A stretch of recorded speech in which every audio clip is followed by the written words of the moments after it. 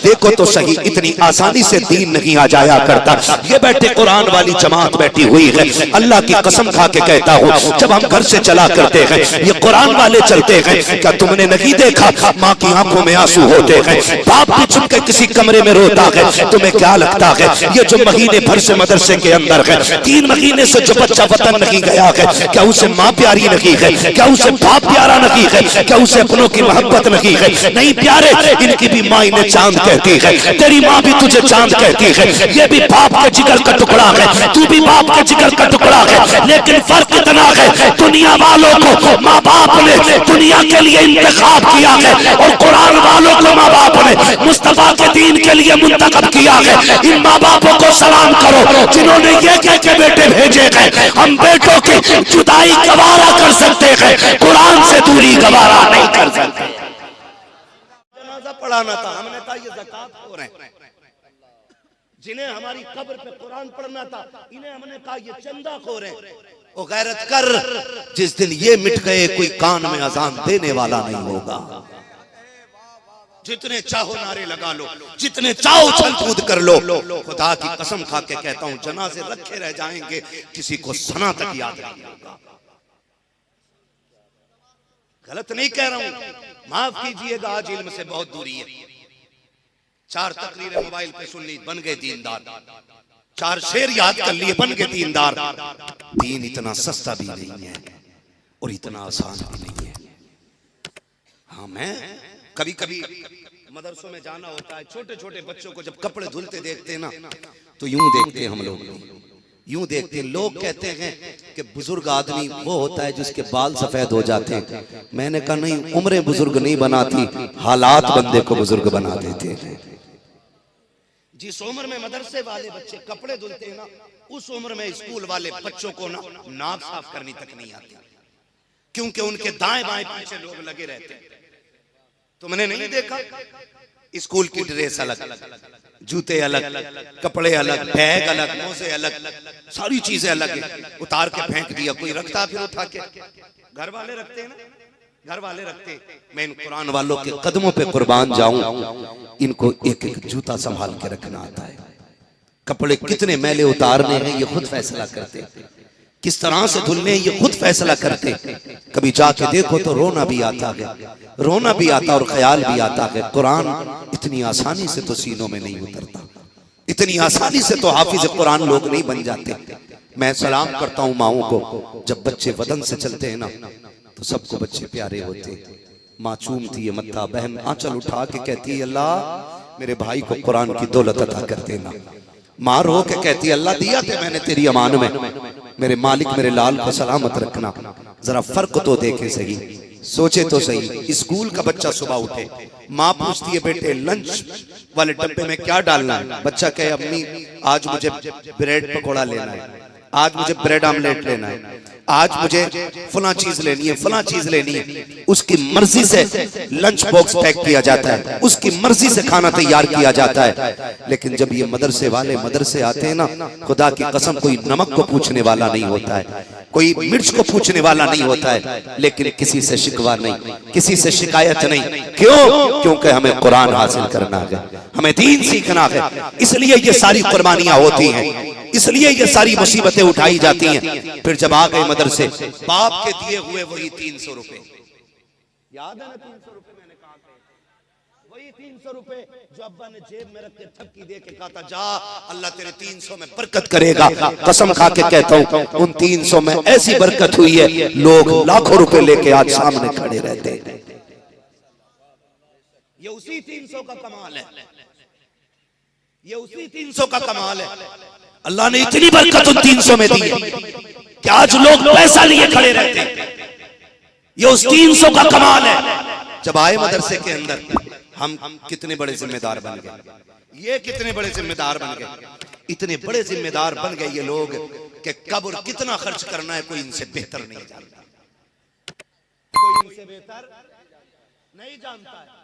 मैंने कहा कि साबिर अगर मिलेंगे तो मदरसे में मिलेंगे, सूफी अगर मिलेंगे तो मदरसे में मिलेंगे। आप देखें मदरसों में अक्सर घूमने का जो वक्त मिलता है वो असर से मगरिब तक मिलता है, यही वक्त होता है ना। यहाँ भी यही वक्त होगा ना घूमने का। असर से भाई ये किताबें जो भी है ना कुर्सी के ऊपर रखिएगा। कितना वक्त मिलता है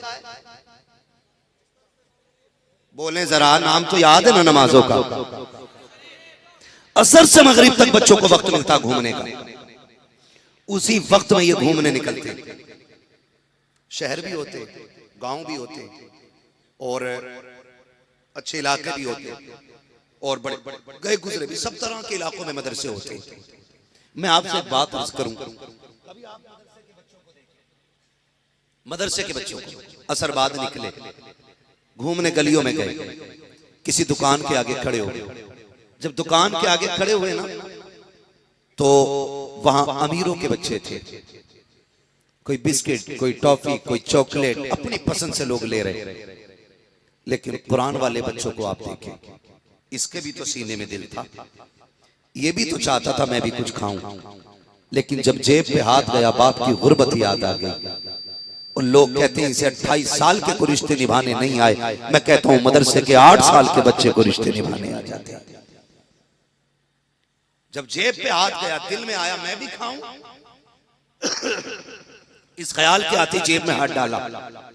बाप ने 300 रुपए दिए थे, 250 जेब में पड़े, लेकिन अक्ल ने कहा नादान, अब्बा मजदूर है, जो 300 रुपए दिए महीने भर चलाने, हाथ निकल आया, यूं बगल में हाथ चले आए। खुदा की कसम अमीर के बच्चे मनमानी चीजें खाते रहे, लोग ऐश करते रहे, लेकिन कुरान वालों के बगल से हाथ नहीं निकले। मगर कोई बताए तो सही, जब इनके मन में कुछ खाने को आया, पैसे नहीं थे तो किसी कुरान वाले ने कई चोरी की हो, किसी की जेब काटी हो, किसी की दुकान से बगैर पूछे कोई चीज उठाई हो। जब ये मन मार रहा था, हसरतों का गला घोट रहा था और बगल में हाथ दिए खड़ा था, तब मसीहत का नकीब आवाज दे के कह रहा था, मेरे प्यारे आज तू सब्र से काम ले ले। आज जो तेरे सामने ऐश की जिंदगी गुजार रहे हैं, जो मनमांगी चीजें खा रहे हैं, तू सब्र के साथ अपना वक्त गुजार ले। मुझे मेरी इज्जत की कसम है, कलीलों के आगे मुसल्ले पे तुझे इमाम बना के खड़ा किया जाए। और फिर जमाने ने देखा, जिन्होंने अमीरों के आगे मन मारे थे आज मुसल्ले पे खड़े, आज वो मुसल्ले पे खड़े। मदरसों के हालात आप देखें, मैंने कहा सबसे बड़े सूफी मदरसों में मिले, ये नहीं तो और क्या, ये हसरतें नहीं तो और क्या। गला घोट दिया सारी चाहतों का, सिर्फ इसलिए कुरान आ जाए, कुरान आ जाए। खुदा तौफीक दे तो कुरान से प्यार करो और कुरान वालों से प्यार करो। कितने लोग जन्नत में जाना चाहते हैं? सुभान अल्लाह। जिन्होंने हाथ उठाया, अल्लाह आज की रात के सदके सबको जन्नती बना दे। हमारे हुजूर ने फरमाया, अल्लाह से जब भी हाथ उठा के मांगा करो ना, जन्नत जरूर मांगा करो। इसलिए कि जब बंदा कहता ना अल्लाह जन्नत दे, जन्नत दे, जन्नत दे, जन्नत खुद कहती है मालिक मुझे इसके नसीब में लिख दे। ये तो हमारे दिन मारे गए थे कि हमने चंद ना समझ शोरा की बातों में आकर के ना हमने भी कह दिया, मुझे देखकर जहन्नम को भी आ गया पसीना। कोई सोचे ही नहीं, कुछ नहीं सोचा। जबकि आला हजरत जैसा इश्क का इमाम कहता है, पार जाना है नहीं मिलती नाव, जोर पर धार है क्या होना है, चुप के लोगों से किए जिसके गुनाह वो खबरदार है क्या होना है। इतना बड़ा लामा कहता है मुजरिम को न शर्माओ, अहबाब का फन ढक दो, मुंह देख के क्या होगा पर्दे में भलाई है ना। और हम तो ये चाहते हैं कोई आए और एक रात में जन्नत बांट के चले, कुछ ना करना पड़े, यूं ही जन्नत मिल जाए। हम ये सोचते मिजाज बदल के, कोई फिक्र आखिरत की नहीं है ना। अरे देखा जाएगा है ना, पीर साहब जनाजा पढ़वा लेंगे पीर साहब से। पीर साहब तो खुद अपनी पढ़ी है और तू ठेका लिए बैठा है, पढ़ा देगा करके। ठीक है, अच्छे लोग ना जनाजा पढ़ाएं, ये बात अपनी जगह है, लेकिन तू भी तो इतना अच्छा बन के लोग दौड़ के तेरे जनाजे में आ जाए। तू भी तो इतना अच्छा बन। आज कोई फिक्र ही नहीं, कोई मतलब ही नहीं, कोई समझ ही नहीं रह गई। रस्में चली आ रही हैं, रस्में, माफ कीजिएगा थोड़ा कड़वा बोलने लगा, बर्दाश्त कर लेंगे थोड़ी कड़वी बात है, और ना भी करेंगे तो कोई फर्क नहीं पड़ता। पाए मोरा लंग नेस्त मुल्क खुदा तंग नेस्त। हम लंगड़े नहीं है और अल्लाह की दुनिया छोटी नहीं है। जहां चाहेंगे वहां जाके बातें कर लेंगे, बुलाने ना बुलाने का कोई डर नहीं। सारे सुन्नी बरेली वाले लोग, हम सुन्नी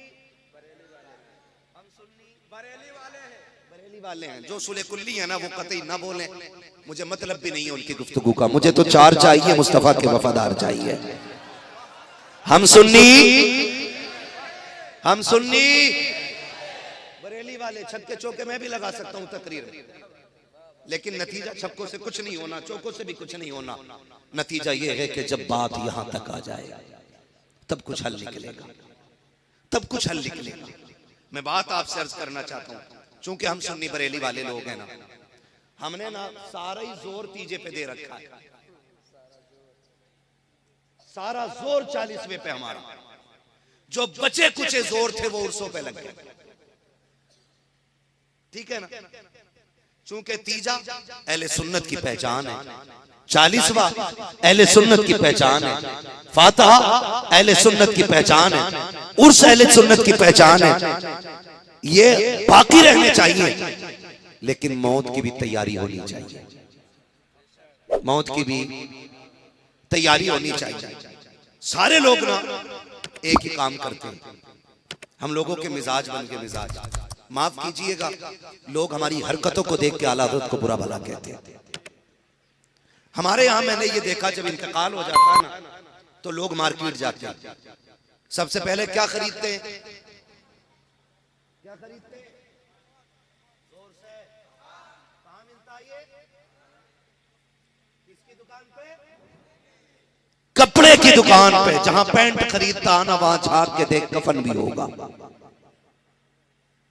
एक नजर कफन पे भी आ जानी चाहिए।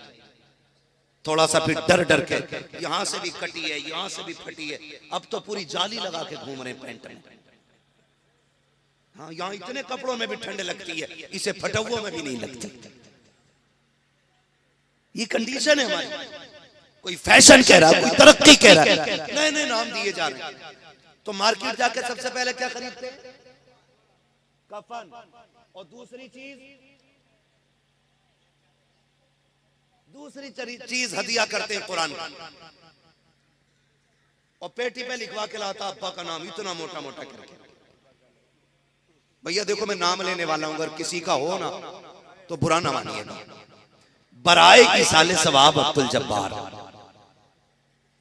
बराए की साले सवाब मरहूम नसीम खान, वो पेटी पे लिख के ना सामने रख दिया गया। 6 महीने हो गए, उसे ही देख के खुश है, अब्बा के नाम की पेटी है, अब्बा के नाम की पेटी है। पंखा लाएगा तो तीनों पंखड़ियों पे लिखता बराए की साले सवाब करीम खान। और जब मस्जिद में आके बैठे, एक बार उधर था कि लोग इसके साथ देखें, अब्बा का नाम लेके कहता मेरे बाप के नाम का पंखा लगाया है ना। और पेटियां कुरान की इतनी हदिया की गई कि वहां अलमारी से सरकते सरकते मुसल्ले तक आ गई। कहां तक आ गई? मुसल्ले तक आ गई, दीमक खा गई पारों को। लेकिन आज कुरान पढ़ने वाले नजर नहीं आते। पेटियां रखी हैं, पूछो इन उलमा से, गारंटी के साथ कहता हूं, कुरान रखे रखे सवाब नहीं देता, कुरान पढ़े जाने के बाद सवाब देगा। तो जिसकी भी मर्जी में आया, एक कुरान लाया तो फिर सारे कुरान लाने लग गए, सारे कुरान लाने लग गए। इतनी पेटियां कुरान की हो गई कि मस्जिद में रखने जगह नहीं। एक मस्जिद के अंदर 600 नमाजी आते हैं, लेकिन पारों की तादाद 1200 हो गई है। मुझे बात बताई जाए, हम ये मानते भी हैं, जानते भी हैं कि कयामत में कुरान पढ़ने वालों की शफाअत कुरान करेगा। अगर कुरान को शफाअत करने का हक है तो बता क्या उसे शिकायत करने का हक नहीं होगा? आज मेरे बेटे को 10 गाने तो याद है, लेकिन कुरान की 10 सूरतें याद नहीं है। बड़े फख्र से बाप कहता है मेरे बेटे को पोयम भी आती है, 10 कविताएं हिंदी की आती है। मैं तालीम का मुखालिफ नहीं हूँ, मैं इल्म का मुखालिफ नहीं हूँ। मैं तो इतना कहना चाहता हूँ, तेरे बेटे को दुनिया की ज़बानें आ गई तो क्या आ गया? अगर कुरान नहीं आया तो कुछ नहीं आया है, अगर कुरान नहीं सीखा है तो कुछ भी नहीं सीखा है। याद रख, तेरी इंग्लिश की पोयम सुन के दुनिया वाले तारीफ करेंगे, तेरे बच्चे का कुरान सुन के अर्श वाले तारीफ करने लग जाए। आज हमारे बच्चों को कुरान नहीं आता, लेकिन सब ये सोचते हैं पढ़ो या मत पढ़ो, पारे लाके मस्जिद में रख दिए गए। इतनी पेटियां हो गई कि पढ़ने वाला कोई नहीं। क्या कुरान रब से पूछता नहीं होगा मालिक किस कौम में लाके मुझे रखा है कि आज तक मुझे कोई खोलने तक नहीं आया, आज कोई मुझे देखने वाला भी नहीं। और मेरी कौम के नौजवानों कुरान के आदी बनो, आदत बनाओ कुरान की। कुछ लोग तो ऐसे हैं नाश्ते से पहले अखबार पढ़ते हैं,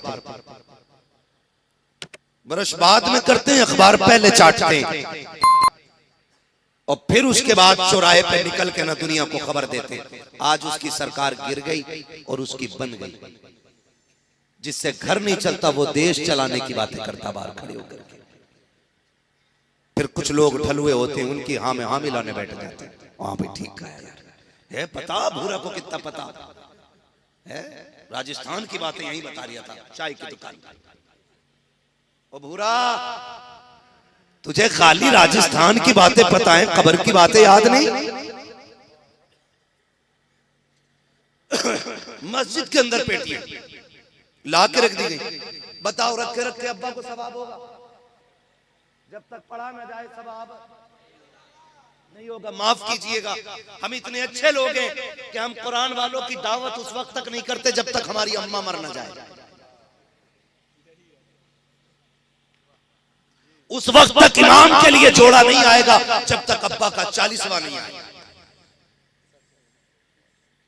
और फिर कहते हैं हुजूर का दामन नहीं छोड़ेंगे, गौसे पाक का दामन नहीं छोड़ेंगे। तुझे पता है कुरान पाक 15 साल तक बगदाद वाले ने एक पैर पे खड़े होकर कुरान पढ़ा था। ये कुरान है और ये हमारी कौम, ये कंडीशन हमारी। जब तक अब्बा जिंदा था कसम से लोगों ने जुमे के अलावा मस्जिद में देखा ही नहीं। और जब अब्बा मर गया फाता में चले जाओ तो नीरे फजाइल बेटा बयान कर रहा बैठ के। रात मेरे अब्बा ख्वाब में आए थे, सफेद कपड़े पहन रहे थे, कह रहे थे लल्ला बड़े आराम से हूं। तो मैंने कहा ठीक है। फिर जब अब्बा इतने आराम से तो फाता ही क्यों कर रहा है? बाद में वली साबित करने की कोशिश करते हो। जिंदगी बेहतर करो ना यार, जिंदगी बेहतर करो। ये कौम हमें तब याद आती है जब अब्बा मर जाए, जब अम्मा का 40वां। ये मेरे साथ भी हुआ, शुक्र है रब ने तौफीक बख्शी। मैंने 4 साल नमाज पढ़ाई, पढ़ता था मैं, तब भी इमामत करता था। अचानक ना एक दिन मौलाना दरवेश साहब आ गए माशाल्लाह। एक दिन ना मैं मस्जिद में बैठा था, एक मुक्तदी ना बड़ी खूबसूरत सी थैली लेके आया। थैली लेकर के आया, थैली में पॉलिथीन एक, उसमें कुछ रखा था। वो आके हुजरे में सलाम वालेकुम, हमने कहा वालेकुम अस्सलाम, बैठो भाई। 2 मिनट बातें करके कहने लगा हजरत मैं इसमें कपड़े लाया हूं। मैंने सोचा बड़ा अच्छा मुक्तदी है यार, आज हमारे लिए जोड़ा लाया। तो उसने निकालते निकालते ना जब निकाला जोड़ा तो कपड़े तक तो ठीक था, जब उसमें तेल की शीशी और कंगा निकला ना तब डाउट हुआ यार मसला कुछ और लग रहा है। खाली मोहब्बत वाला जोड़ा देता, ये तेल कंगा तो नहीं देता। मैंने उससे पूछा यार ये क्या है? कहने लगा अब्बा की बरसी थी, सोचा किसी को कपड़े बना दूं, सोचा इमाम साहब से अच्छा कौन मिलेगा।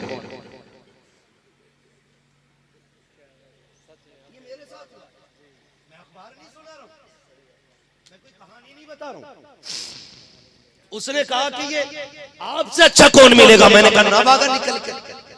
मैं जो थैली लेके भागा वो आगे आगे मैं पीछे पीछे। मैंने कहा शुक्र है यतीम नहीं है, लावारिस नहीं है, जमींदार बाप के बेटे। मैंने उठा और निकल ले यहाँ से, वो थैली छोड़ के भाग गया। हम तो यही समझते हैं कि मौलवी को कपड़ा भी वो पहनाओ जो खैराती हो। ये कंडीशन, ये इज्जत है हमारी नजर में इन कुरान वालों की। जरा सच बताना, तीजे पे सबसे पहले याद आते मौलाना दरवेश। क्यों? बच्चा से कह दिया जरा अब्बा का 40वां 2 डेगे उन्हीं खत्म करनी है। आज कह रहा तो सबसे पहले बच्चे आएंगे मदरसे के। ये बता ये इज्जत है? जब तेरे बेटे का वलीमा था तब कुरान वाले कहां थे? जब तेरे घर पे लोग बारात का खाना खाने आ रहे थे तब ये कुरान वाले कहां थे? उस दिन खाली मौलाना को बुलाएगा और कहेगा दुआ कर दो। ये हाथ उठा के पूरा खत्म करके दुआ करके आते तो कह रहा चख लो।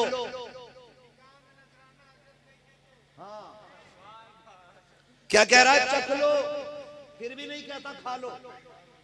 चखने का मतलब ये एक लुकमा खाओ और निकल लो, इसे तो चखना कहते हैं। खाना तो पेट भर के होता है ना। अम्मा के चीजें सबसे पहले मौलवी खाएगा, बिरयानी की प्लेट इनके आगे। लेकिन जब बारात का खाना होता है, मौलवी को बुलाया गया, फिर कहता खाने की बजाय चख लो। मौलवी को गैरत आई, उसने कहा चल यार चलते हैं, यहाँ चखने तो नहीं आए थे। वो तो चला गया। फिर ये कहता VIP टेबल लगाए जाए, VIP टेबल लगाए जाए। VIP का मतलब क्या है कि वो लोग आने वाले हैं जिनका चश्मा 12,000 का होगा, जिनका कोट 18,000 का होगा, जूते 28,000 के होंगे, जिनके सर पे कैप 5,000 का होगा। तुम उन्हें VIP कहते हो। जब वो आए हमने कहा तरीका निराला होगा, अंदाज तो अच्छा होगा, लेकिन हमने ये देखा जिसे कौम ने VIP कहा वो गधों की तरह चल करके आए, घोड़ों की तरह खड़े होकर खाया।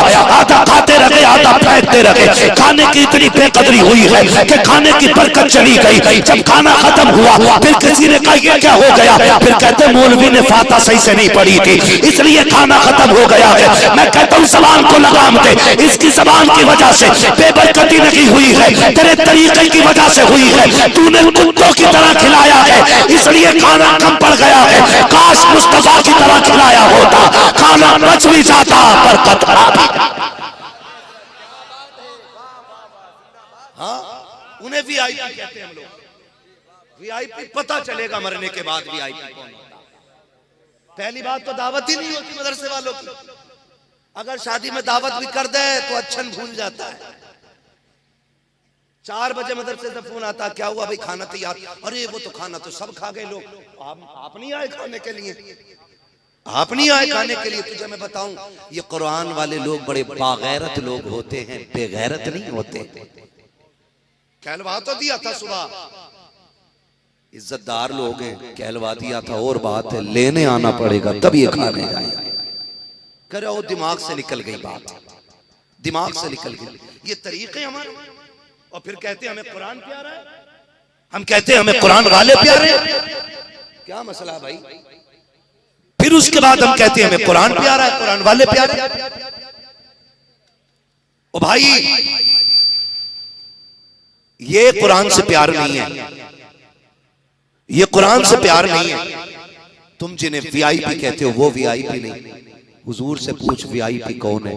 मेरा नबी फरमाता खैरुकुम मन तअल्लमल कुरान व अल्लमहु, तुम में बेहतर वो है जो कुरान पढ़ता भी है, कुरान पढ़ाता भी है।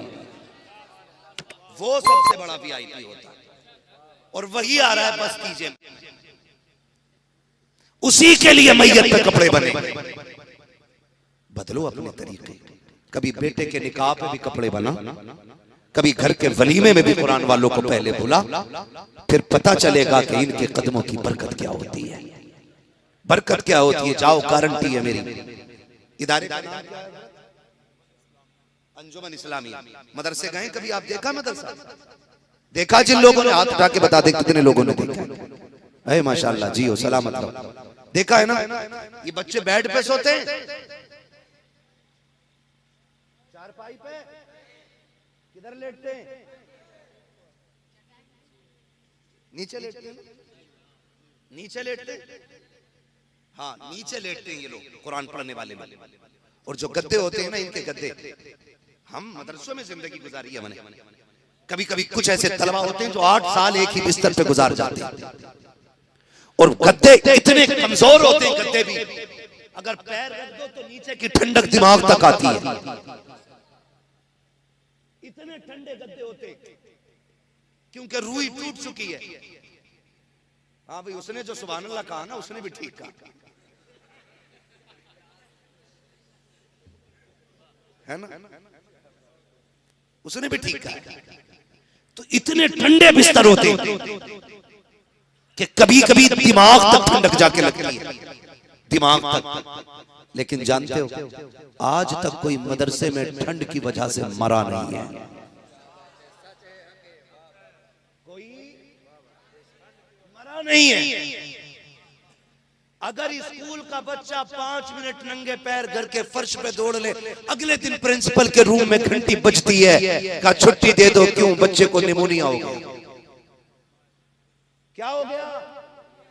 निमोनिया। क्यों? कि नंगे पैर चल लिया था। मैं जहन करीब करना चाहता हूं आपका, समझने की कोशिश कीजिए। अल्लाह करे ये बात आपके जहन में उतर जाए। क्यों निमोनिया हुआ? क्योंकि नंगे पैर फर्श पे चला था, इसलिए निमोनिया हो गया। हमारे बच्चे मदरसे में आए हैं, ना माँ है ना बाप है, और माँ और बाप का किरदार बच्चों के लिए कैसा होता है कि जब बच्चे घर में सोते ना, हम भी आज बच्चे वालों हो गए, उम्र आ गई काफी, आज भी घर पे सर्दी में सोए ना, माँ चक्कर लगाने जरूर आती है, कहीं मेरे लाल का कंबल नीचे न गिर गया हो, कहीं सर न खुला हो, कहीं पैर न खुला हो। ये हर माँ की कहानी होती है। रातों को उठ के बच्चों के बिस्तर चेक किए जाते हैं, कहीं मेरा बच्चा नीचे तो नहीं गिर गया, कहीं रजाई से बाहर तो नहीं है, कहीं कंबल से बाहर पैर तो नहीं है। 3-3 मरतबा माँ बाप बच्चों के बिस्तर चेक करते हैं। ये अलग बात है कि आज जब वो कमजोर हो गए हैं, बेटे को एक बार भी ख्याल नहीं आता, अब तो मेरी माँ से रजाई का बोझ भी नहीं उठता है, अब तो बाप से कंबल भी नहीं संभाला जाता, क्यों ना मैं भी जाकर के एक चक्कर लगा लूं ताकि उनकी रजाई सीधी कर सकूं, उनका कंबल सीधा कर सकूं। जब हम घर के अंदर होते हैं, माँ बाप उठ के हमारे बिस्तर को देखते हैं, लेकिन जब से ये कुरान वाले मदरसे में आए हैं, जब ये सोया करते हैं, कोई रजाई चेक करने वाला नहीं है, कोई बिस्तर चेक करने वाला नहीं है। जब ये सोते हैं, कितनी बार तो बिस्तर से नीचे चले जाते हैं,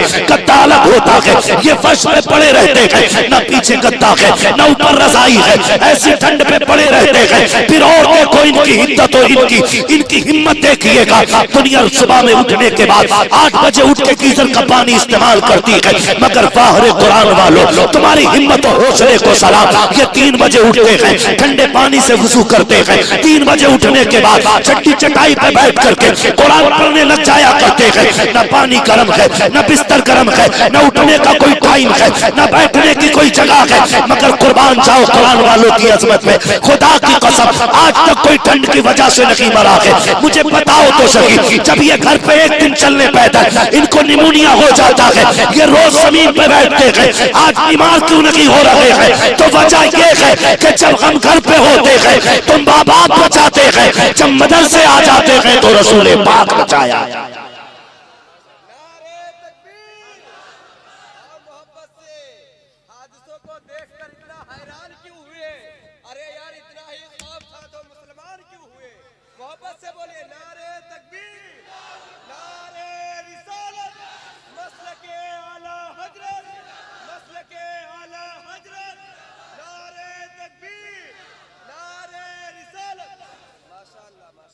ओ भाई ये मदरसे वाले हैं, लेकिन हमने गलती की है ना, कई बार हमने भी ना इश्तिहारों में इश्तिहारों में डाला, भाई यतीमों का ख्याल रखें, भाई मदरसे में लावारिस लोग हैं इनका ख्याल रखें, इनका आप ही सहारा है। हमने तहरीरें गलत लिखी। कौन कहता है ये लावारिस है? खुदा की कसम ये वो लोग हैं जिनका काबे वाला भी वारिस है, खुद मदीने वाला भी वारिस है। मैं तो कहता हूँ, खुल के कहता हूँ, तावीज़ों का बाजार गरम है, अगर कोई देता हो तो बुरा ना मानिए भाई। मैं तावीज़ात का मुखालिफ नहीं हूँ, लेकिन मेरा दिल चाहता है तावीज़ हम शौक से पहने, लेकिन देने वाला मुफ्ती आजम जैसा होना चाहिए, तावीज़ देने वाला ताजुश्शरिया जैसा होना चाहिए। फिर तावीज़ भी लटकाएंगे गले में, लेकिन मसला ये नहीं, बरकत नहीं हो रही, तावीज़ दे दो। उन्होंने भी ना छपी छपाई किताबों में से 3 तावीज़ फाड़े, ना लिखने पड़ रहे ना पढ़ने पड़ रहे है, 3 तावीज़ फाड़े। कह रहा इसे चिपका लेना उसमें गले में जहां पैसे रखते हैं, और इसे लगा लेना सर के ऊपर, और इसे लगा देना घर के दरवाजे पर, बरकतें आनी शुरू हो जाएंगी। सुनो भाई, आसान तरीका है, जिनके घर में बरकत ना होना वो कुरान वालों का हाथ पकड़े और अपने घर खाना खाने लाए, और उसको प्लेट वो ना दे जिसे खा के फेंक दिया जाता है, उसे प्लेट वो दी जाए जो तेरे घर की सबसे अच्छी प्लेट हो, और उससे कहे इसमें उंगलियां डुबा के खा, सुना है तेरी उंगलियों के साथ खुदा की रहमतें बर्तनों में उतर जाती हैं। फिर देख अल्लाह बरकत देता है कि नहीं देता है। हाँ, बरकत नहीं हो रही, ऐसे पीर साहब का मदरसे में कटवा दो बकरा, तो घर काट के लाके कट्टा ऐसा डालेगा, ये बच्चों को खिला दियो। ये हुजूर के मेहमान हैं, लवारिस नहीं है, कुत्तों की तरह फेंक के न दे। तुझे नहीं पता इनकी ठोकरों के सदके में तेरे जैसों की रोजी उतारी जाती है। यहाँ तो मदरसे में भी लाके दे रहा, तो यूं फेंक के दे रहा, खिलवा देना, ये एहसान है तेरा, खिलवा देना इन्हें। जाओ, जिनके घर में बरकत ना होना, एक कुरान वाले की जिम्मेदारी ले लो खिलाने की। अल्लाह उसके सदक़े में तेरी नस्ल की बरकतों का इंतजाम फरमाएगा, नस्ल की रिस्क का, नस्ल के रिस्क का इंतजाम फरमाएगा। ये कुरान वाली जमात, बरकतों वाली जमात।